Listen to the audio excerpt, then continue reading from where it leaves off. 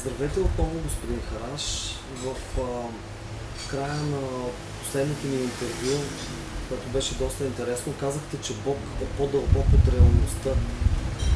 Значи ли това, че нашата действителност всъщност е тъкан единствено на макроскопския свят? И ако това е така, то кое е тъканта на останалите възможни вселени?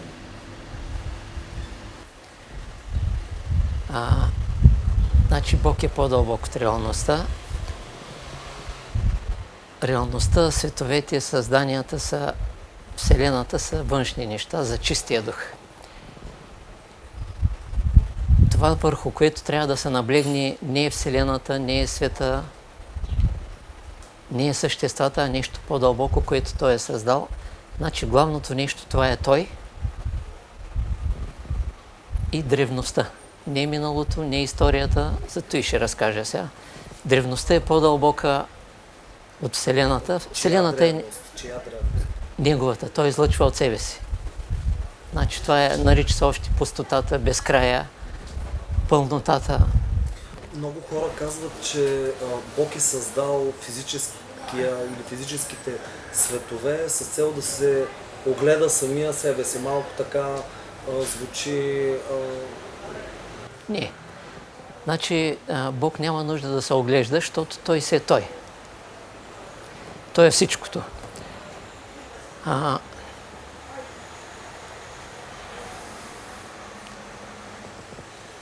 Падналите светове, физическите светове, означават, както ще видим после, катастрофирало мислене.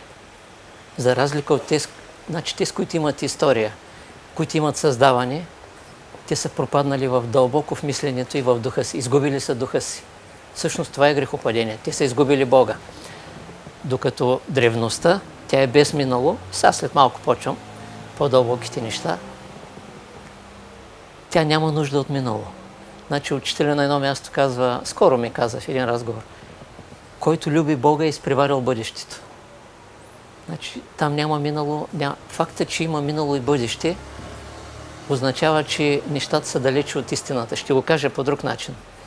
Тибетската мъдрост казва, ако една религия вярва в миналото или в бъдещето, тя няма живо настояще. Тя няма стойност, защото тя изпуска. Всички, които вярват в бъдещето, те са изпуснали същността, защото бъдещето не е важно, Бог е важен. Сега ще разкажа в тази посока, тръгваме. Древността е без минало и бъдеще, тя винаги ги е превъзхождала, защото тя е съхранила Бог и истината. А тези, които имат минало и бъдеще, те са изпуснали Бог и истината. Те зато и вярват в бъдещето. Пренасят се енергията. Един вид нашия физически свят, неговата реализация е именно заради това падение. Именно това е този свят, другия свят, Вселената, това е все школа. Тоест трябва да изкупим нещо, да възстановим нещо, да пречистим нещо дълбоко и да се върнем при него. Там вече няма, даже няма и вечност. И зато и ще стане въпрос. Той е по-дълбоко от вечността. Древността е преди световете и сътворението. Тя е преди вечността. Във вечността си душа, забележи, а в древността си дух. Обяснявал съм в по-стари лекции, че душата не може да живее в древността и в безкрая. Тя не може да ги понесе, не може да ги издържи. Тя може да понесе вечността и да живее във вечността. Ако иска да живее в безкрая, тя трябва да се съедини с чистия дух и чак тогава може да стане цялостна, да има правилен водач и да понесе. Чистия дух е древния път. Само той познава безкрая.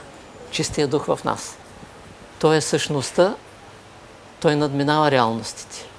И физически, и невидими, астралният свят е илюзорна реалност. Пак е невидим, но е беден свят. Истинският невидим свят е нещо друго. От ангелите нагоре, но пак има степени. Нашият чист дух е древен. За него Вселената е нещо външно и второстепенно. Значи тя няма голямо значение. Той влиза в нея, излиза, но тя е бедна, тя няма какво да му даде. Висшата душа е безсмъртна, нисшата е смъртна, а чистия дух е древен. Това са разликите. Този чист дух в нас е преди безсмъртието и смъртта. Той даже няма нужда от безсмъртието. Отдавна ги е изпреварил. Той е дошло по-късно идва смъртта. Истинската цивилизация живее в древността, не във вечността. Във вечността живее и духовната цивилизация, в древността живее и божествена. Примерно богомилите, после ще говорим за тях, това е духовна цивилизация. Никаква религия. Религията е психика. Това е нещо, духовен народ, дал обет на Бога, да се посвети живота на Него, да изгори в Него. И накладата показват какво е вяра, какво е. Истината слиза и възлиза. Никакво разрушение не я докосва истинската цивилизация. Докато падналите светове са катастрофирало мислене, провалено мислене. Всичко, което е загубило духа си, е в грехопадение. Просто няма дух, няма същността. Когато древността се е ограничила, се е родила вечността. Когато вечността се е ограничила, се е родило времето. Това са степени надолу. Злото е това, което е отстранено и от древността, и от вечността. Смисълът не е в този свят, нито в отвъдния свят, нито в Вселената. Смисълът е мистичен, той е отчасти във вечността и цялостно в древността. Във вечността се намира любовта, която не се изкушава. За да избегнем риска от това хората да разтълкуват по различен начин терминът древност, влезте по-в дълбочина какво визирате по древност, защото когато в днешно време се каже древност, се има предвид предходните цивилизации тук на Земята и така нататък. Очевидно вие влагате много по-дълбок смисъл в понятието древност. Думата древност е много трудно се тълкува, но ще ти кажа нещо. Значи, тя не е част от Бога, тя е част от Абсолюта. Понеже Абсолюта, казва учителя, никъде не може да се повере. Нито във Вселената, нито извън нея, той трябва да се ограничи. Ограничава се и става Бог. Бог вече, за Бог е достъпна, това е същия Бог, който е част от Абсолюта. След време той ще поведе чрез любов съществата в истината. Значи вечността е любовта, древността е истината. Значи смисъл е отчасти във вечността и цялостно в древността. Който е чул древния глас на Бога, върви към древността и затова учителя казва: мога да ти дам нещо, което го няма и във вечността. Забележи какво казва учителя. Мога да ти дам нещо, което го няма и във вечността. Когато не си преживял истината, ти имаш за нея само понятия и заблуждения. Говориш за вселени, цивилизации, човечета, маймунки, смешна работа. Смятам, че внасям шега малко, обаче истинската цивилизация няма нищо общо с тези неща. Това са боговете. Една скоба да отворя. Отваряме. Във времето, което живеем сега, учени, астрофизици обявяват постоянно нови открития, какво намерили в орбитата на Сатурн, какво намерили на повърхността на Марс и така нататък. Всъщност, на мен лично винаги ми се струва обаче, че те изпускат нещо много фундаментално на фона на всички тези обявявания на открития. Нещо много по-фундаментално, което всъщност обаче е било приемано за нещо нормално при древните цивилизации, които са били на Земята преди хиляди години. И кое е то? Сега, те винаги са изпускали, ще продължат да изпускат, ще обясня защо. Научната истина е теории, които се заместват с нови теории, което означава, тя ако има, значи мъдреца, великият учител не се занимава с теории. Той е познал истината и край. Когато научната истина се сблъска с Божията истина, става на прах. Това е ясно, нали? Като елементарно е. Което означава, че научната истина никога не е мярка. Никога няма да бъде мярка. Мярката е Бог и истината. Всичко друго е последствие. Затова учителя казва: бъди истинен, а не религиозен. Или добър. онова е странични неща. Първо бъди истинен.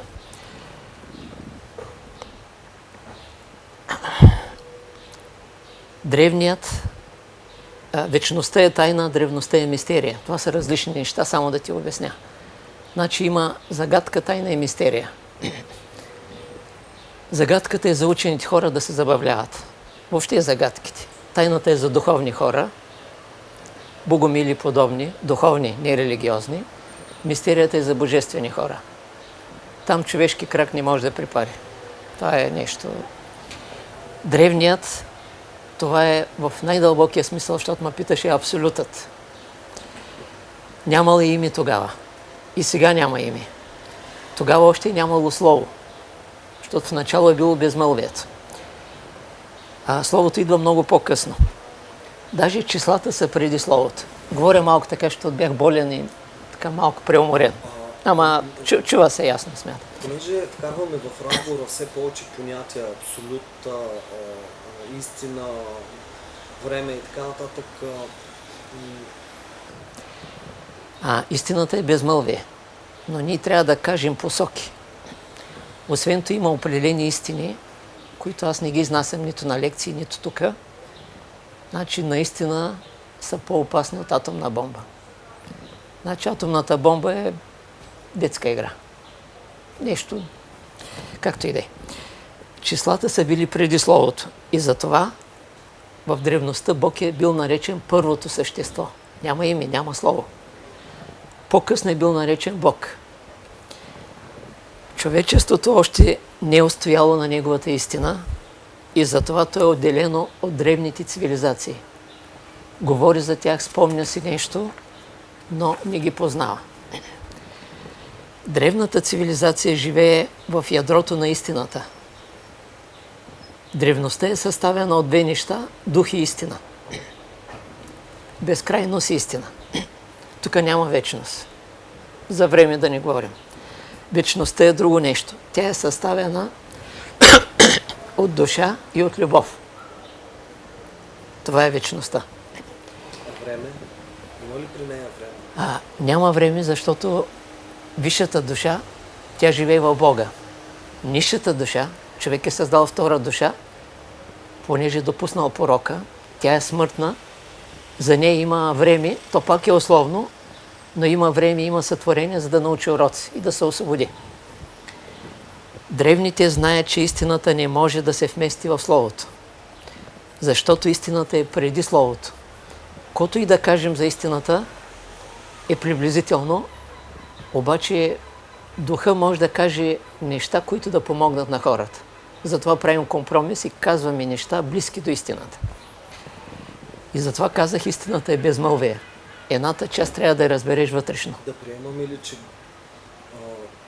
тези от нас, които са търсачи на истината в този живот, всъщност могат да се докоснат до нея именно в самотението, безмълвието, по един по-скоро мистичен път, отколкото чрез някакво научаване и така слово. Ще обясня точните думи. Значи, мистичен път е точна дума, усамотение не. Уединение да. Значи, в усамотението има все още его, няма самота. Има цял вътрешен космос. Уединение значи уединния. Влизаш в единния и там в той безмълвие той насаме ти дава откровение за истината. Не прозрение. Прозрения са за душата, откровения за духа. Това са... Този път е задължителен и с плащането на една цена и е ли е тя отричането от материалния свят? Значи веднага ти казвам цената. Ако искаш да познаеш Бог и истината, залагаш целия си живот тотално. Няма материя, няма религия, даже няма духовност. Търсиш само Бог и истината. Залагаш целия живот. Дали ще го постигнеш този живот, това е друг въпрос. Залагаш го и чакаш. Огромно търпение, голямо постоянство, голямо пречистване, много молитви, но не само молитви. Съблюдаваш всяка своя дума и постъпка. И той започва да те въвежда в себе си и ти дава гносис, откровение. Възможно ли е голямата истина за живота, за света, всъщност към наша гледна точка в момента да е нелогична на база тълкуването и възприятията, които имаме за време, пространство и себеразбиране. Сега този свят е място на неистината, което означава, че когато тя дойде, тя идва нелогично, защото е много дълбока. Значи самия живот е по-дълбок от логиката. Логиката е нещо повърхностно. Може да мислиш логически, да се катастрофираш по 10 пъти на ден, защото логиката. Истината е над логиката и всички, които са идвали носители на истината, богомили, гностици, Христос, една малка част ги приема, търсачите на истината, които са хора на душата и духа, висшата душа. Всичко друго одобрява, уважава и умира по всички правила на науката. Значи, истинската цивилизация е извън еволюцията. Тя няма общо с еволюцията. Това са бели братя, казва учители, които са завършили отдавна своята еволюция. Там няма... За много хора всички тези неща, които говорим, могат да прозвучат някак се обезкуражаващо, защото реално се вижда, че летвата е много високо вдигната и на фона на целия този живот, тази въртележка, която е завъртяла повечето хора, изглежда, че тук целта е прекалено високо и участие абстрактна. Но все пак ние сме тук на тази земя и имаме мисия. Така, радваш ме с въпросите, затова изнасям с тебе интервюта. Има нещо искрено и честно, което харесах и оттам тръгна. Иначе аз не обичам въобще интервюта. Въобще ще кажа. Да извърви този път, в крайна сметка ние сме тук. Сега първо, аз въобще не говоря за хора и за човеци. Значи, ако говорех за хора, нямаше да говорим. Говоря за духови, души, пробудени същества. Значи има една идея, окултен закон. Ако човечеството се състои от хора, нещата никога няма да се оправят. Просто е, нали? Разбира се, човечеството трябва да се състои от чисти души, чисти духове, чисти духовни търсачи и създания. Не хора, не човеци. Думата човек, век, живее век, той нито познава вечно. Той е ограничен, както и да е. Значи, ако говорих за хора и за обикновени хора, пък за земни да не говорим, разбра, нямаше да говорим. Еволюцията е дълъг път на падналите същества. Човешкия път. В едно пораждане може си човек, в друго животно, защото живееш и животински смесено. Боговете никога не се забавляват с вяра. Забележи. Те живеят в безупречността. След време ще разкажа за Атлантида. Тук само ще кажа нещо. Знаеш ли, що е паднала Атлантида? Защото са, според мен, защото са... Кажи си твоето. Няма мнение, че понеже са достигнали до определено ниво на развитие, което е надхвърлило до определена степен на земните за чисто природни физически закони и се е отклонило от Бог, така да се каже. Сега 4 причини, по които пада праторанската раса, 4-та. 4 жестоки причини. Тя се сгромолясва и в момента е завързана на дъното на Атлантическия океан, както казва учителя. Душите са заключени, чакат някога спасение. Заключени дълбоко. Другите, толтеките, мъдреците, те са надраснали всичкото и те са истинска цивилизация на безупречността. Обучени от боговете, то е друга тема. Говорим за падението. 4 причини, чуй ги. Секс с животни. Жесток секс. Секс с животни? Жесток секс. Първата причина. Втората, тежко, мрачно човекоядство. Жестоко. Говорят и за високо ниво на сърца, дробови, хранени с хора. Чисто, чисто, слушай кой ти казва. Трето, пълно отричане на истината и на Бог. Не частично. Тук не става въпрос за дяволи. Става въпрос за демони. А и много ги описва, това са паднали богове преди това, Дълбока е причината. Аз ще говоря за Атлантида отделно. Звучи 4 причини. Изключително примитивно, така да се каже, Да. и шокиращо, но хайде да направим паралел с времената, в които ние Да ти кажа ли четвъртата причина или после? Да, кажете. Значи, третата пълно отричане на истината е на Бог на високо ниво. Казах, не са дяволи, а демони, пропаднали богове. Това е друг разговор, ще говорим за Атлантида. Проучвал съм жестоко Атлантите. Четвъртата е, че когато умрелите са отивали в другия свят, те са ги връщали в телата и не са им давали покой. Нямат право на покой в другия свят. Има ли са това умение? Има ли са, защото магията им е била много дълбока и силна, много черна и тялото тогава е било свързано много силно с астралния свят и с другия свят. Почти залепнало. Когато направят жестокото заклинание, много е хубаво, че са хората са изгубили древния език. Аз проучвам атлантски език, но ще говорим за атлантите, ще говоря специално. Добре, те като върнат астралното тяло, но все пак за да има функция на физическото, трябва да върнат и функциите на етерното. Връщат всичките неща, даже някой път ги карат да воюват срещу друга армия. Успяват да ги задвижат и понеже там няма кой да убиеш. Това са призраци. Обаче духовни, които движат тялото и докато станат на парчета. Жестока работа. 4 причини. Ще говорим за атлантите специално по-нататък, защото голяма тема. Информацията, която е обаче в днешно време, че това е била една много напреднала цивилизация и то във всякакъв аспект. Това е другата Атлантида. Говорим за толтеките, трета подраса на Атлантида, които са обучавани хиляди години в безупречност от боговете.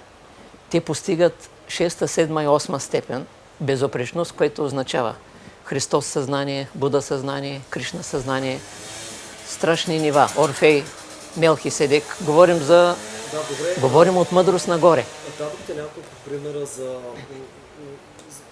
четирите причини, заради които се стигнало до там, но можем ли да направим паралел с днешно време? Всъщност не сме ли свидетели не толкова на чисто физическо самоизяждане на хората, но благодарение на новите технологии и средствата за масова комуникация има едно самоизяждане още по-страшно от физическото в психически и душевен план. Сетих се за една шега. Бисер. Не се самоизяждай, защото си много токсичен. Както и да е, между другото. Сега, значи, човек се изяжда в момента, в който няма особена любов към истината, говоря за специална любов, изключителна любов, той вече се самоизяжда и да не иска. Дали ще има завист, дали ще има критика. Той не знае кое е критика, кое е забележка. Аз той нещо съм го тренирал 2 години, тренировки, за да разбера кое е критика, кое е забележка. Някой може да помисля, че критично се изказвам за той, но и нищо подобно. Оставам скрит, защото съм го тренирал. Пък и Библията казва, не съдете да не бъдете съдени. Не съдете, защото Бог го казва. Кой си ти, като не знаеш дълбоките причини? Трябва много да искаш гледната точка на Бога, за да си позволиш да кажеш някои неща. Те изглеждат някой път критика. Нищо подобно. Ти имаш ли въпроси или да продължавам? Аз имам въпроси. Безкрайни. Искам да продължа с това, което говорихме за самоизяждането, за дигиталните технологии, средствата за масова комуникация. Наблюдаваме един много силно проявен вербален, чисто в лексиката и също така обаче и мисловен автоматизъм. По един и същ начин реакции, типове на мислене, поведение и така нататък. Как може човек да осветли мислите си? Сега, това се нарича не еволюция, развитие и учителя го нарича интензивен духовен труд. Тоест, захвърляш света в част от деня си. Захвърляш религии, хващаш с истината, с постъпките си, с наблюдение на себе си. Това може да отнеме години, векове, забележи, векове и хиляди години. Не е важно това. Това е процес. Важно е да влезеш в този път. За много от хората те губят вътрешния си импулс и мотивация, защото не получават от срещната страна, ако трябва да кажа от другия свят, някакви доказателства, че си струва да преминат през всички борби в живота и дали някъде това ще се запази запечатано, така да се каже. Сега, Дали виж, има някаква банка, която съхранява всичките тези борби, усилия, стремежи разбира се, и че има. саможертви. Сега, абсолютно всичко се записва, но първо, неподготвеният човек не може да му се даде откровение на духовния свят и специално преживяване на истината. Неподготвен. Означава, той ще го приеме като халюцинация, ще го подцени, понеже Бог не прави грешка, той не дава на неподготвени хора откровение. Някой път може да му даде прозрение, ако той продължи да се пречиства. Как човек да не загуби мотивацията си, вярата в това, че трябва постепенно да надгражда, да вярва в доброто, да не се отдава на злото, така да се. Значи, ви сега, докато той е човек, той не е ученик. Има разлика между човек и ученик. Ученика е нещо, което постоянно се учи. Човека някой път се получава, някой път, както виждаш, земетресение, наводнение, тероризъм. Какво означава това? Това означава, че хората са елементарни и умствени. Ако те бяха духовни, те изпреварват бъдещето, защото те са в системата на Бога. Ако ти влезеш в системата на истината, той тероризма е сразен. Но ти си в системата на човека. Зато и ти казах, че аз не говоря за човеци и за хора. Това е бедна. Значи, може да говорим за хора и за животни след време, ако искаш ти, защото животните има неща, така изпреварват човека, че... Но има и хора пък, които има нещо красиво в тях. Търсачите, учениците. Значи, дълго време трябва да мине човек да стане ученик, защото човека е нещо упорито, което означава упорит в удоволствие, в злото, в злоупотреби. Ако в човека има зло, ученика е вече тръгнал да се спасява и от най-малкото зло в себе си. Една от разликите. Да. Значи това, което е доста популярно да казваме, че ние тук на Земята сме в първи клас, ние всъщност даже не сме и в първи клас. Много точно. Първи клас е много напред. Значи говорим за детска градина, предучилищна възраст. Говорят и за тъй наречена човешка цивилизация. То не е цивилизация. Значи човечество. Сега, безупречността е силата, която отстранява еволюцията. Това го казват атлантите, толтеките. Еволюцията е пътя на съдбата. Дълъг път, тежък път, сътворен път. От конференцията казах нещо, което не знам дали помниш първата лекция. Тук няколко неща ще ги повторя, защото са важни и после ще мина за богомилите. Древните цивилизации нямат минало, имат само древност. Нямат история, нямат начало. Те имат само безупречност. Никога не са падали в грехопадение, забележи, никога. Не са човечество. Те са преди вечността, те са от безкрая. И учителя казва, те са първата раса, всемирното бяло братство. Те са реалните, наистина реалните. Не ангелите. Ангелите не са напълно реални. Те не знаят тайни за човека, след време ще разкажа. Нещо знаят, но има неща, които не знаят. Човек е по-дълбок от ангелите. Те са боговете, те живеят във волята Божия и спазват само Негови закони. Не спазват закони на никакви светове. Да не говорим за общества и спазват само законите на Божията воля. И учителя казва, леморийците, които са се отклонили от пътя, са заключени на дъното на Червено море. Чакат някога спасение. А падналите атланти са заключени на дъното на Атлантическия океан и чакат някога спасение. Това метафорично ли да го тълкуваме? Това е и буквално, и мистично, и в преносен смисъл, и в точен смисъл. Няма грешка, защото тук не говори някакъв учен, който копае. Археолог. Тук говорим за учителя, който прониква. Няма нужда от лопати. Шегувам се някакъв път, обаче ти казвам. Сега искам да ти разкажа въвеждаща лекция за богомилите, защото хората и там нямат понятие. Преди да започнем разговора за богомилите, аз обаче имам в самото начало един въпрос. И така, хората, които изследват автентичната история, на практика истинската история на България, казват, че кръвта, която е саможертвана от богомилите, служи като някакъв резерв България в момента да преминава през много трудности и тепърва тези, които ще се случват, но без да бъде засегната. Можем ли така да го тълкуваме? Жертвата на богомилите е... Значи те са изпратени от Бога напреднали духови, още в невидимия свят са дали обет на Бога да слязат, да се подготвят, да изгорят за Него и на кладата показват какво е истинска вяра. Няма стенания, няма викове. Аз съм го обяснявал. Един обикновен свещеник, ако го вкараш, той ще вмирише идеята и ще развали. Той не е достоен. Кладата е привилегия. Сега искам да ти кажа първо, какво казва учителя. Изнасял съм го на мои лекции и после тръгваме да чуеш някои важни неща за богомилите. Учителя казва: не трябва да бъдете християни, а синове Божии. Да си християнин, това е една емблема невежество. Голямо невежество, огромно. Сега няма да го обяснявам. Трябва да сте синове Божии. Не трябва да сте религиозни, трябва да сте духовни. Отново разликата е огромна. Религията е психика, чистата духовност не само е душа. Това е душа, която се е посветила на Бога и чистата духовност е най-ниската степен на истинското развитие. Нагоре има 5 степени.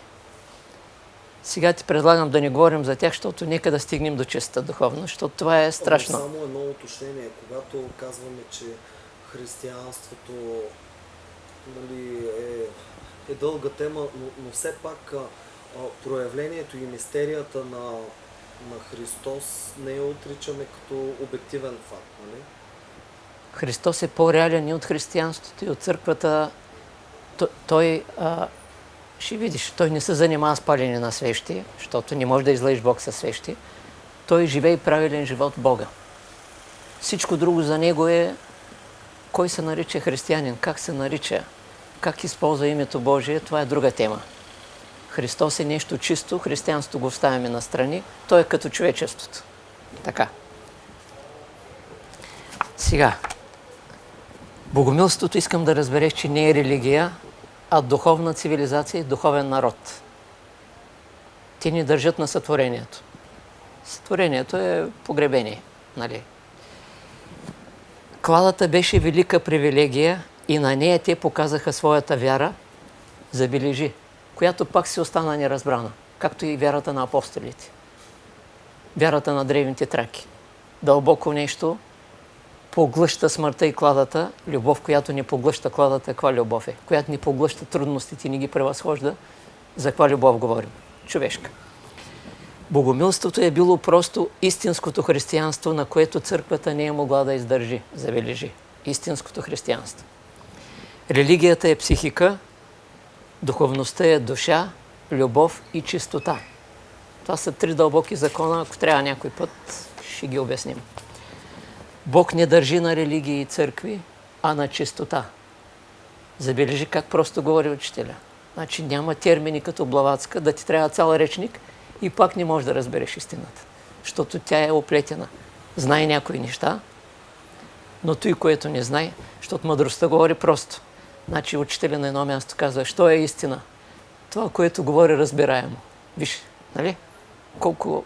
Не може да бъде по-просто. Да, но има други така, пратеници, да ги нарека, които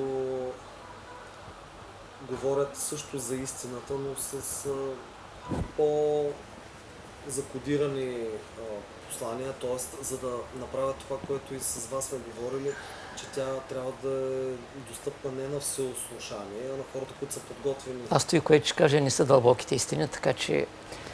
Но те говорят за кодирано, защото не могат да говорят както учителя дълбоко и просто, защото има една дълбока премъдрост, която може да ги обясни просто нещата. Виж какво казва Айнщайн за теорията си. Ако моята теория, когато я обясняват математиците, казва, аз не мога да я разбера, учените. Истинската теория е така да обясниш нещата, че една проста баба да може да го разбере. Нали? Ако не можеш да обясниш просто, ще говориш за кодиране. Какво искаш да кажеш, не се знае дали и ти знаеш. Но аз мога да ти говоря за кодиране, но няма да харесаш интервютата. Така. Поп Богомил казва: имай вяра в Бога, а не в църквата и религията. Църквата не търси истината, тя е заспала в ритуала. Той говори просто също. Поп Богомил е нещо страшно. Поп Богомил отрича свещите и казва: ти трябва да си запалената свещ. Ти си свеща, ти си вдъхновението. Ко ще палиш свещи? Казах ти, Христос не е палил свещи, е живял вътре в Бога и в истината. Което означава, никой не може да излъжи Бог със свещи. Няма, или с тамян. Ти знаеш ли, че сега дявола пали тамян? Не съм ти казвал. Той също участва и той се шегува с тях. Той вижда, че ти иска да го излъжа с тамян, а то се иска правилен живот, истинен. Какъв тамян? Който може да излъжи Бог с палене на свещи, значи няма нито виждане, нито представа, нито въображение, нито истина. Кладата беше сразена от великата вяра и от любовта. Само любовта устоява, всичко друго се руши. Кладата е ужас за земните и привилегия за избраните. На тях тя не може нищо да им даде. Обикновено е човек в кладата, това е трагедия. Това е катастрофа, той умира. Знаем, няма възкресение. За него няма възкресение. Са били хванати за ръце и са пеели, когато са били на кладата. Включително заедно с деца и жени. И децата. Това е обучение от минали животи. И тук само се показва. Показваш какво е вяра. Това е завет с Бога, на земята се изпълнява. Нещата се случват много преди това. Ако ти кажа това интервю от колко години е планирано, няма да повярваш. Аз нали? в последните месеци изследвам една моя собствена теория, която намирам все повече доказателства за нея, че всъщност нещата, които се случват, има някакво двукратно извървяване на пътя, който вървим. Тоест, нещата, които ние възприемаме че се случват в момента, те не са продукт толкова от миналото, а едновременно и от бъдещето. Те някъде там са случили в бъдещето, ние се връщаме към настоящето и отново извървяваме пътя. В Библията, примерно, пише това, което е станало, става сега, е станало вече и всяко нещо, което ще стане, е станало вече. Да приемаме ли, че примерно дори и това интервю се случва заради нещо, което вече се е случило в бъдещето? Трудно ще повярваш, но ще ти кажа какво казва учителя. Това, което става сега, е планирано отпреди. Няма да повярваш цифрата. От тогава е създадено човечеството. Каква е цифра? 250 милиарда години. Ако искаш, вярвай. Аз знам, че е истина, защото думите на учителя. Той казва още нещо и после. Казва, хората, един човек, който живее за едното оцеляване, не може да ми бъде ученик. Има само една сигурност, Бог в човека. Вие сте осигурени от преди 250 милиарда години. Само трябва да влезете в естествения древен път. Това е любовта, мъдростта и истината. Накратко само ще кажа с няколко изречения учението на учителя с гъстен вид. Значи не е правда, не е добродетели. Това са странични неща, второстепени, те идват после. Любов, мъдрост и истина. Любов, която не се изкушава. Мъдрост, която не се заблуждава. И истина, която дава свобода. И на себе си, и на другите. Чак после можеш да разбереш правдата и добродетелите и да ги включиш в мярката. Иначе си въобразяваш, че си справедлив, истината ще смачка след време, защото тя има друга мярка за справедливост. Човешката мярка е трагедия. Ако учителят Дед казва на едно място, когато хората разсъждават логично, ангелите и серафимите се хващат за корема. Разбираш? Да. И аз се смея. Логиката и интелекта, да. в крайна сметка... Бедна работа. Да. Сега. Помисли кой преодолява кладата в нас. Това е Бог в действие. Само Той е подготвил верните, в случая богомилите. Те зато и се казват богомили на Бога. Презвитер Козма нищо не е разбрал. Фактът, че е критичен към богомилите, означава, че той не може да ги проучва. И аз много пъти гледам по телевизията, говорят за богомили, книги се пишат много. Много е смешно, защото първо те, с които говорят за богомилите, не са богомили. Сега аз няма да ти говоря за себе си. Минал съм през 2 клади, но ако взема да ти говоря за себе си, не искам да говоря. Имам правото учителя да говоря за богомилите и пак се ограничавам. Имам около 80 богомилски книги, бедна работа. Едва ми изречение. Но когато учителя и когато има тайни молитви, които ти помогнат да изтръгнеш истината, виждаш, че всичко това, което е писано, истината е извън книгите, извън този и оня свят. Тя се е записана горе. Трябва да се даде начин на откровение. Има и нещо в книгите, дребно, но то е бисерчи в... Да. Как да тълкуваме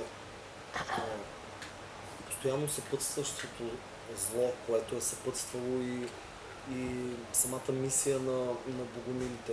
Да го приемаме ли това зло, което е навсякъде около нас, като някаква необходимост?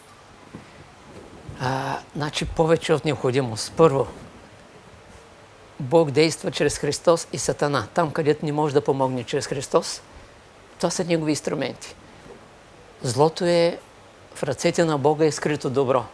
В ръцете на човека то е трагедия. В ръцете на човека щастието, доброто, здравето е трагедия, той ги разваля. Дай на човека една добра, чиста жена, той ще развали, ще я направи робиня, ще я направи... Той всичко разваля. Дай му здраве, ще го превърне в болест. Дай му младост, ще остарее. Дай му каквото искаш. Той няма мярка, няма контрол. Което означава, че той и доброто го превръща в зло. Забележи, не е злото в зло. Всъщност аз много пъти това съм казал и с други личности, когато правим интервюта, че всъщност не е ли голямата мисия на всеки човек, колкото и да сме в предучилищна, както казахме, дори още не сме в първи яслите, в яслите. Ли... Аз съм също много малък, тъй като ти говоря, аз не искам да говоря за себе си, но много дребно нещо съм. Не е ли мисията на човек да трансформира именно негативните енергии и злото в добро и страданието в блаженство? Всъщност и по този начин да проявлява божественото в света.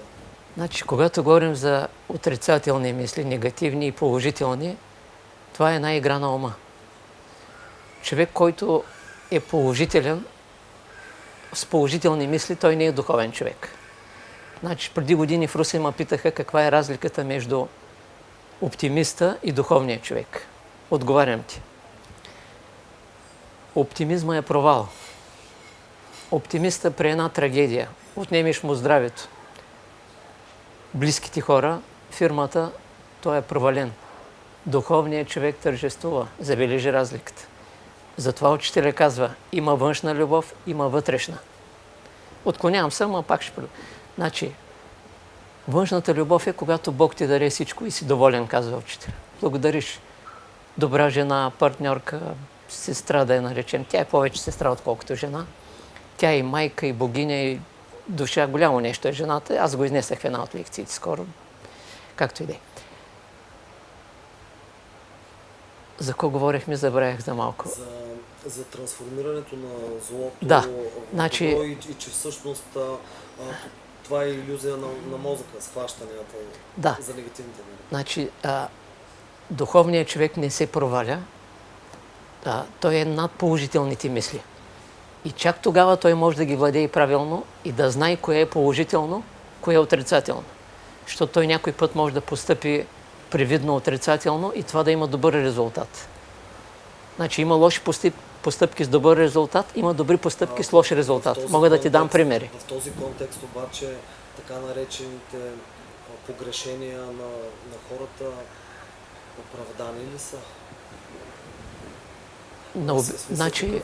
човек понякога той може да направи привидно нещо грешно, но всъщност то да доведе в последствие до по-добри резултати. В такъв контекст греха премахва ли се? Не. Обикновеният човек първо, той дали ще прави добро или зло, той не може да прави добро, той може да прави услуги. Той няма такава енергия, той и добро и зло ще бъде наказан, защото той не е осъзнат. Той не знае какво прави. Частично е осъзнат, но не е напълно. Означава, че той може да прави добро с корисна цел. За какво добро говорим? Човешкото добро е провал. Когато говорим за духовно добро, то не е човек да ти помогне, примерно да те излекува или нещо, а да ти излекува начина на мислене и да ти покаже правия път.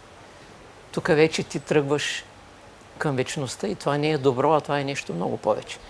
Човешкото добро може да ти направи една услуга, която да те съсипи. Затова може би Да ти дам един голям имот и ти да станеш мързелив човек. Що хората искат да станат богати, казва учителя? За да станат мързеливи. Учителя казва също така, едно от най-големите престъпления срещу човек е това да му отнемеш вярата. Тогава такива хора, знаеш как се прераждат, казва учителя, когато има в живота кръгли глупаци, кръгли идиоти. Цял живот си остава такъв, няма промяна. В друго прераждане може. Бог. Защо се е родил кръгъл глупак и си умира такъв? Отнел е вярата и надеждата на хората в минал живот. И сега го гледаш, няма капка поучение. Познавам такива хора, пак ги обичам. По друга причина. И да не ги съдим. Не. Съденето, означава, че няма да познаеш дълбоко нещата. Защото Бог, понеже всичко е Бог, на различни нива. На ниските нива е пак Бог. И ти, ако осъждаш нещо, една велика воля ръководи всичко. Кой си ти, че да одобряваш едно земетресение, един тероризъм, един паднал самолет, може да е последна дума на техниката, пада по всички правила в блатото. Само чистия дух не пада никога. Там грешка няма. Да продължа. Боян казва, любовта е по-висша от кладата. Любовта се разцъфтява на кладата. Забележи. Няма падение там. Зун Нун Мисри казва, египетски суфи, аз умирам, но любовта ми към Тебе, Господи, остава. Забележи, тук смъртта ни прекъсва стремежа. Това е преданите. Богомилството е строго и чисто духовно първо християнство. Без примеси, без ритуали и т.н. Това е първо смисъла, това е познаване на живия Бог в себе си. Наричат го, аз го наричам, жестока преданост.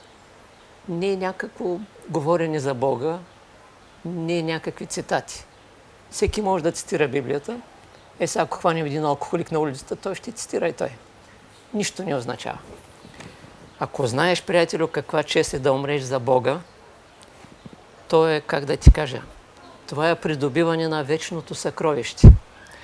Означава да станеш син. Посяване. Жертвата е подготовка. Велико е, разбира се, че не оставаш неразбран. Такъв човек не иска да бъде разбран, той даже в това има нещо красиво. Ако аз исках да бъда разбран от хората, значи аз искам одобрение от хората, не от Бога. Значи аз искам хората да ме критикуват, света да ме критикува, братството да ме критикува, Бог и учителя да ме одобрят. Щом те ме одобряват, заповядайте. Те няма как да ме критикуват. Ако ме критикуват и хвалят, това са погрешни неща. Аз следвам своя път и не признавам похвали, аз ги изхвърлям като славата я смятам за буклук. Директно ти отговарям, ако авторитет никога не съм, няма да бъда. Някои ме смятат, но грешат. Защото този, който ми помага за учителя, за лекциите и учителя, следва и път ще говорим за учителя важни неща и дълбоки неща. Сега, понеже темата е богомилската вяра е таинство пазено още от древността. Апостолите също се е криели. Тези, които я нямат, тази вяра, са избягали от истинския Бог. Тях, казва учителя, друг Бог ги учи. Но пътят им е прекалено бавен. Това е дългата еволюция, при която казах ти, се раждаш от животно в човек. Никой не те пита, искаш ли да станеш животно. Че един човек, който живее като животно, както няколко случая, да кажем в Плевен, измъчва жена си, освен разврата, с нож, тако кара да лайкат куче да пълзи и накрая тя скача от 14 етаж. Мислиш ли, че това е човек? Кой живее в него? Това е по-лошо от човек. Говорим за тежки животни. Хората са хора външно. В някои хора живеят тежки животни, в някои живеят дяволи, в някои живеят демони, в някои живеят ангели, а някои живеят в тайната система, духовна и божествена. Това са, изглеждат хора. А има ли сред нас извънземни, които да изглеждат като хора? Ние сме отдавна извънземни. Значи, самото житно зърно е извънземно. Значи, житото е дошло от друго място. Ще изчака.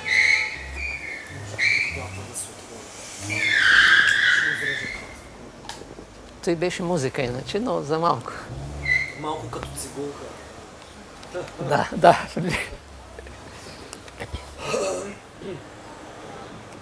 Сега, да. Ще продължим с това. Аз имам няколко, малко още, ама Учителя дава доста примери не само за житното зърно, но и за доста други неща, с които ние сме свикнали и ги приемаме за даденост, а те всъщност нямат земен произход. сега преди да продължа, ще питам, ти извънземен ли си? Как се чувстваш? Аз се чувствам... Твоя дух е... Значи, ти къде беше преди да се родиш? Питам те. Да, точно така. Да. Точно. Да не идваш от земята, от водата в извора. Откъде идва? От земята ли идва или от небето? Ще ти разкажа някой път за извора, това е друга дълбока тема. Водата е голямо таинство. Преди тя не е била вода. Била е свръхсветлина, чак после става енергия. Това, което тече във водата, не е водата. Това е енергията. Ако енергията се отегли, казват изворчето пресъхна или реката. Дълга тема. Да продължа ли или... Да, добре. Богомилите казват, дай ни хляба свръхестествен. Означава, дай ни истинско разбиране за нещата и за себе си. Значи богомилите искат да съхранят както ангелите и боговете със същността. Не е този земния хляб, за който стават битки, което е смешно. Значи земния хляб, ако го видиш през лупа, няма да искаш да го едеш. Грехопадението е изпуснало този хляб и сега се бори за някакво оцеляване, което е жалка история. Когато си видял тайната на Бога, никаква клада вече не може да те спре. Преди той ти е дал нещо и ти тръгваш към кладата, иначе ти не можеш да имаш тази увереност. Тя идва от истината. Той трябва да го... Богомилството е вглъбено в Бога, а не в религията и в църкви. Богомилите са небесни жители, а не църковни, да кажа ли плъхови земни хора или да премълча. Аз го казах вече. Изпуснах се. Пак ги обичам, но това е ниско ниво, доволно ниско. Кажи. Една скоба пак да отворя. Аз познавам много хора, които ходят на църква, палят свещи, Да. независимо от това, че после сядат на тежки софри, ядат пържоли и Да. така нататък. Но тези хора наистина, аз не смея да нарека, че сляпо вярват. Те наистина вярват в определени неща. Да. И говорихме си преди малко, че не трябва да ги съдим. Да, точно така. Какво отношение да имаме към това, че те не приемат алтернативни възгледи за духовното развитие? Сега, първо, не им е позволено от Бог. Второ, те са търсили истината до някъде, а не до края. Най-опасното нещо да търсиш истината половинчато, да стигнеш до някъде, както един религиозен на времето адвентист ми каза, разбрах, че йога и концентрацията са от дявола. Молитвата е концентрация, бе, човек. Не само молитвата. Ти трябва да си много концентриран в Бога, за да отстраниш света и този и оня свят и т.н. нататък. Има между тях, аз съм срещал красиви души направо. Нещо съкровенно има част от душата.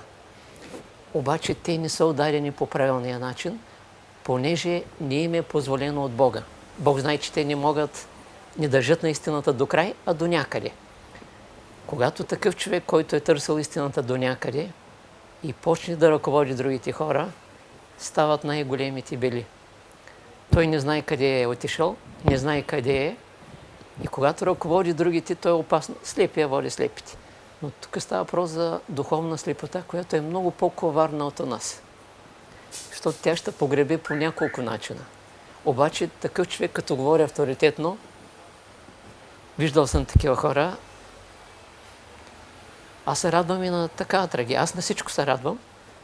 Такива хора пак ги обичам. Но една друга гледна точка имам там. Скрита.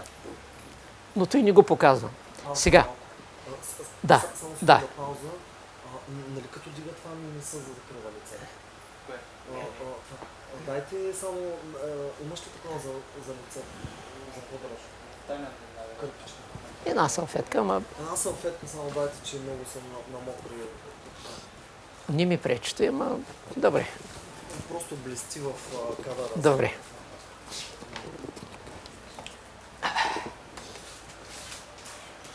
Но тук това продължава да се пише.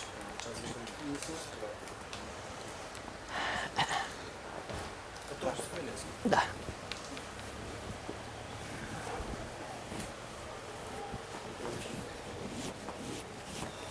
Да не заслепим камера. Продължаваме. Така, продължаваме. Сега.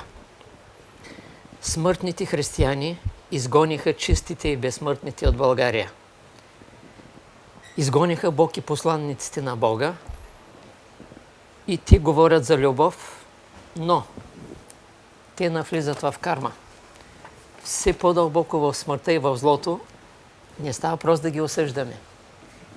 Те посегнаха на самия Бог, който ги изпрати, за да ги повдигне. Това означава жестока карма и застой за църквите. Оттам дойде и турското робство, казва учителя. Турското робство е причината, когато изгониш божествени хора от държавата си. Примерно ти имаш едно дете, което се е посветил, идва на моите лекции при учителя.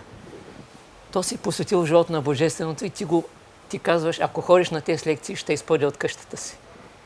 Ти ще плащаш след време, може и 1000 години да плащаш, защото то търси истината и след време може да помогне и на тебе.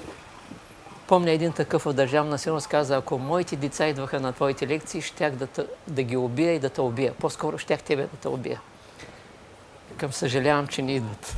Както и беше отдавна, както и да е. Имах си големи битки с Държавна сигурност. Няма ти говоря за себе, само ще ти кажа, че ме изселяха от Варна. Караха ме да скачам от 6-ти етаж. Живях в гората, заключваха ме в стаи, враг на държавата и така нататък. Има неща, които съм ги казвал, други никога няма да ги кажа, защото те са между мен и Бога и учителя. Той, което преживях в гората и в... както и да е. Древни неща, но важни, още тогава не ги сметнах за врагове.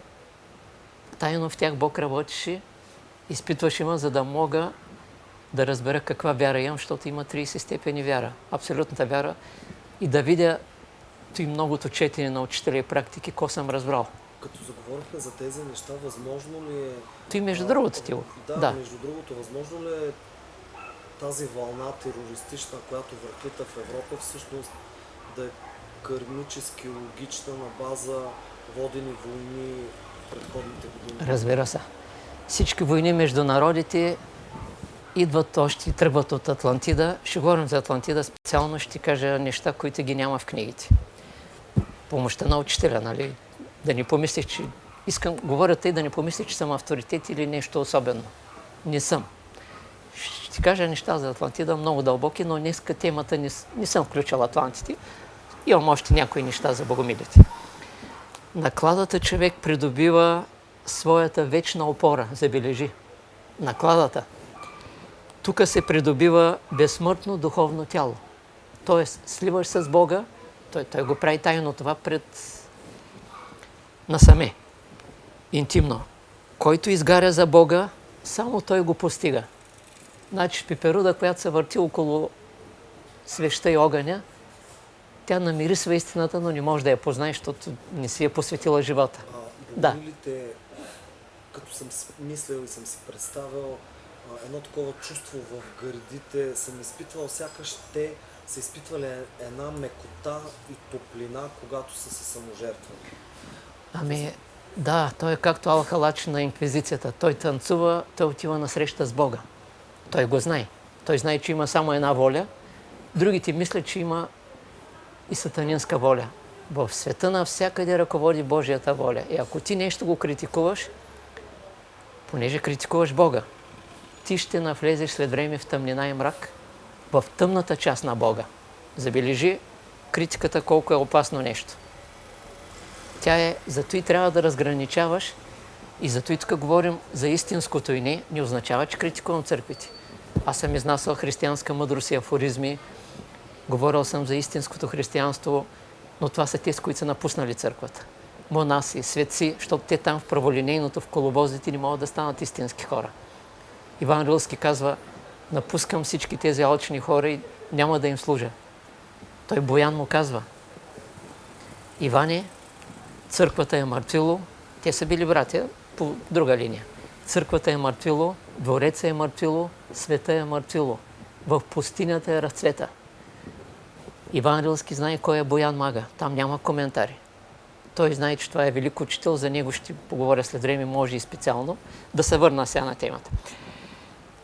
Значи, кладата е метода, моста между тебе и Бога. Има древно предание, което показва, когато Бог е измъчвал дявола, дявола е издържал на много изпитания. На изпитанието с огън не е могъл да издържи. Всичко друго е издържал, но огън не е издържал. Ако богомилите издържаха кладата, това означава, че те сразяват дявола завинаги и после се прераждат като мъдреци и учители. Разбираш ли? Раждат се духовни, не земни, т.е. те се въплощават, влизат. Да разбираме ли, че всички тези все пак личности, които са били богомилите, всъщност чрез това си проявление и саможертва правят един голям скок напред и повече не се прераждат като хора, напротив, като по-висши същества, тъй като има различни коментари, че сред нас, включително най-вече в България, има природени богомили. Учителя казва, че окултната школа, учениците, това са природените богомили. Отдавна го е казал. Точно така, първо те правят голям скок, но те са го направили още преди да слязат. Както ти казах, това е духовен народ, духовна цивилизация и те показват пътя, както и Христос на Голгота. Значи, който християните искат да възкръснат, но без Голгота. Разбираш кой искам да кажа? Няма как. Значи, голямото страдание е големия скок. Учителя е минал през 9 кръста, но ще говорим за него, защото много специално нещо. Учителя Петър Дънов, за него говорим. Бейн Садуна има трето име, за което няма да говорим. Ще ти разкажа за него. Значи за него мога да ти говоря векове. Не преувеличавам. Значи... Но споменахте кръста и тъй като говорим за богомилите и за автентичното християнство, изобщо за мистерията от Голгота, възможно ли е, така чисто метафорично, все пак ще ви задам въпроса, Христос още да е на кръста? Значи Христос още тогава не беше на кръста, тъй като той го е надраснал. Значи той не е същество на страданието, той е същество на любовта. Той е същество на свободата. Няма как един чист дух да го разпънеш. Аз имам предвид да. Христос да е на кръста, че един вид той продължава да изкупува всичките земни грехове и до днес.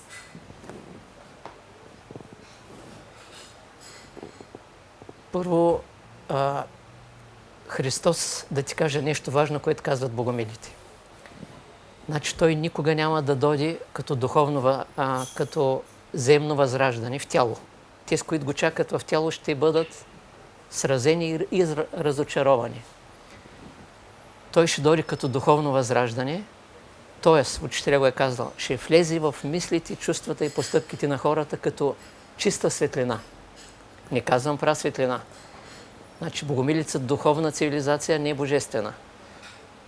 Когато говорим за толтеките и за едни други, ще стане въпрос за дълбоката степен. Това пак е важно, пак е дълбока цивилизация. После ще се върна, ако ми припомниш. Значи, с изгонването на богомилите, забележи, църквите изгониха Бог. Не кой да е. Това означава, че те са врагове на Бога. Те, следователно, са застояло старо мислене. Знаеше, че страшният съд е за тях отдавна. Те треперят тайно. Най-много страшният съд ще удари тях, защото това е религиозна политика. Това даже не е чиста религия. Ако е чиста религия, пак е зле. Ако трябва друг път ще го обяснявам, защото не е духовност. Богомилите са пили от истината на Бога. Те бяха познавачи на тайната на душата и духа. От тук името им богомили, мили на Бога, той, който не го е разбрал, както ти казах, през Ветер Козма, защото той няма... Това е свещеник. За невежеството на презвитер Козма не искам да ти говоря, то е голямо, да ни казвам необятно. Познавам го, защото успях да вляза в духа му, но не се заслужава. Това е... Има нещо хубаво в него, но невежеството си остава. Хубавото е малко, той държи на морала, критикува някой път православието, но той не е влязал в този морал, което означава, че още не е ученик. Когато Бог е избрал кладите за богомилите, той е знаел, че дявола не може да издържи на огъня. Както ти казах, има предание, че дявола не е издържал. Но когато Бог го поставил в огъня, там той се провалил. Развитието не изисква, казват богомилите, никаква религия, а чисто съзнание, чисто сърце. Виж колко е просто. Не иска религия. Чисто съзнание, чисто сърце. Понеже българите не приеха богомилите, не приеха развитието. Не приеха в дълбочина Бога. И затова Бог им изпрати турците и робството, т.е. той им изпрати разрушителен огън, който да ги обучава и учи и да ги възражда.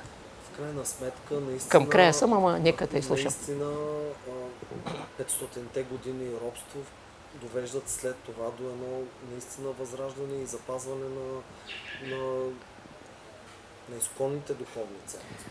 Точно така, но поуките дълбоко още не са направени. Понеже еволюцията е нещо много бавно, както ти казах. Тя е пълзи. Еволюцията пълзи, а развитието е крила. Към края съм и после може да питаш. Този разрушителен огън, той доведе до застоя. И сега много се говори за Бога, понятия много. Много е смешно да говориш за истината и за Бога и да не си в системата на Бога. Той го казва майстер Екхарт. Значи, винаги е опасно, понеже това ще бъде поражение за тебе и за други хора. Защото ти говориш, но истината не ти е позволила. Много е опасно. Знаеш ли, що изнасям лекции? Защото не исках да изнасям. Аз търсих истината за себе си и я открих. Преживях я, смаях се, както и да е. Не исках, но Бог и учителя поискаха и това беше един компромис и тръгнаха едни лекции, които продължават. Не съм аз.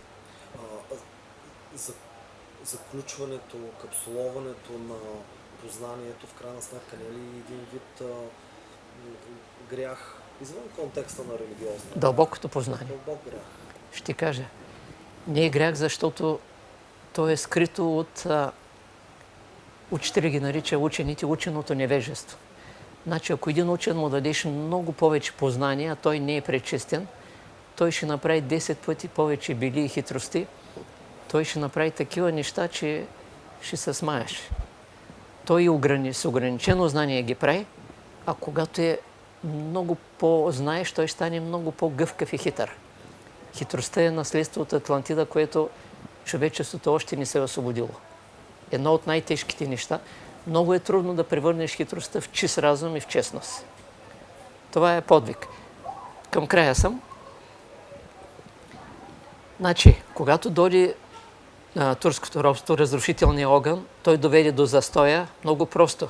Щом не приемаш висшето, идва нисшето. Бог е единственият дом, казват богомилите, единствената истина, а не някаква си църква и свят. С това завършвам, защото не исках да бъде дълга лекцията. Пък и, може би, поговорихме си. Другия път ще говорим за учителя. Важни неща и дълбоки. Ще спестя някои прекалено дълбоки, защото значи, когато говорим за древната мъдрост на България, след време може би трябва да ти разкажа за Орфей тайни неща, за богомилите други, но когато говорим за най-дълбоката мъдрост, няма никакво сравнение. Значи проучвам над 800 учители и мъдреци, не светци. Светците са ниско ниво. Някой път мога да ти кажа къде са пропукани светците.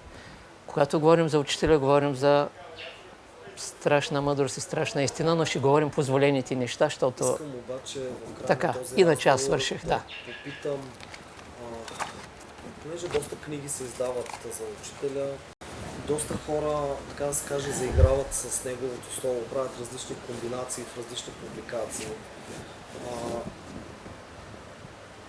Адаптират го към съвременния начин на живот. Как човек да се предпази, да не прочете и приеме нещо, което е видоизменено от автентичния му вид, в който не е оставил учителя. Виж, първо е много опасно да нагаждаш учителя и истината на себе си. Значи, ти трябва да се нагодиш на учителя на истината и на неговите закони. Много важно е да се молиш усърдно, обаче ако само се молиш, а не наблюдаваш външните си постъпки и тайните си постъпки и вътрешното си мълчание, това са нещата. Усърдни молитви, голямо наблюдение на себе си, защото ако допуснеш и най-малкото зло, означава, че в тебе вече има смърт. Защото и малко зло при натиск може да стане голямо зло. Малкото зло расте. То е малко, но преди натиск става голямо. Има ли риск Рила и седемте рилски езера да бъдат замърсени?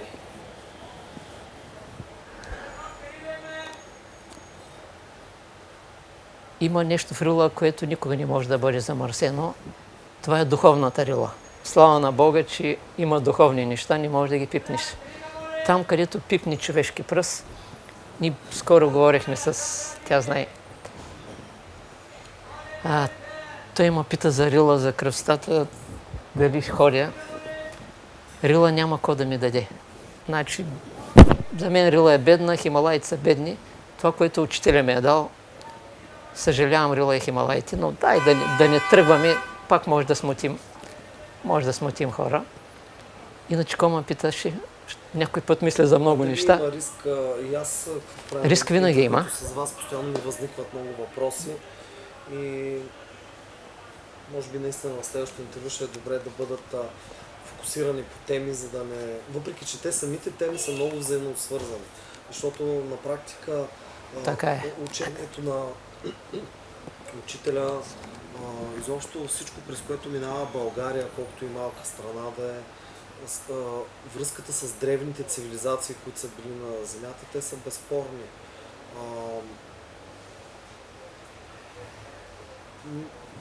Смятате ли, че хората, които са живели в древните цивилизации на нашата планета преди години, са ни оставили някакви кодове и послания за спасение от грешки, които те не са предотвратили? Оставили са и ще ги разгърна, когато говорим за атлантите. Бях събрал около 200 книги за Атлантида и за тяхната мъдрост, но пак мъдростта се оказа, че не е в книгите. Оставили са много дълбоко послание с много кратко изречение. Посланието на Сфинкса, ако трябва следващия път ще го коментирам, осмисли себе си. Виж колко е просто. По-късно идва познай себе си. Познай себе си, осмисли себе си, идва от Атлантида. То е прихванато от други. То е атлантска мъдрост. Има и други послания. И на финала, в крайна сметка, Бог ни изпраща всичко. И доброто, и злото. Означава ли, че всичките тежки неща, през които минаваме, всъщност са нещо предварително избрано и неминуемо? Първо, не че са необходимо и не че са безусловно е. Това е воля на Бога, но не знам дали ще ме разбереш, ама питаш ме все пак искрено. Да ти отговоря ли дълбоко или... Аз предпочитам да ми отговорите дълбоко. Да. Защото има и средна истина, има и дълбока. Ако можеш да разбереш, че голямата трагедия, голямата катастрофа е голям екстаз, ако ги видиш заедно, те са скрити. От дълбокото страдание ще дойде дълбокото възкресение. От Голгота идва възкресението. От дълбокото страдание идва възраждането и вкореняването в Бога. Означава, че си ме разбрал, обаче е трудно. Защото чак тогава Бог ти дава еликсира и да пиеш нектара, да пиеш от Бога. да пиеш истината. Истината не може да озрее. Страданието е привилегия. То произвежда разум, чист разум. Не е някакъв разум. Не знам разбрали, но нещо разбрах. И това, от което се страхуват най-много хората, всъщност то е най-полезно. Най-голямата помощ. Благодаря ви Там за действа това истината. И аз ти благодаря.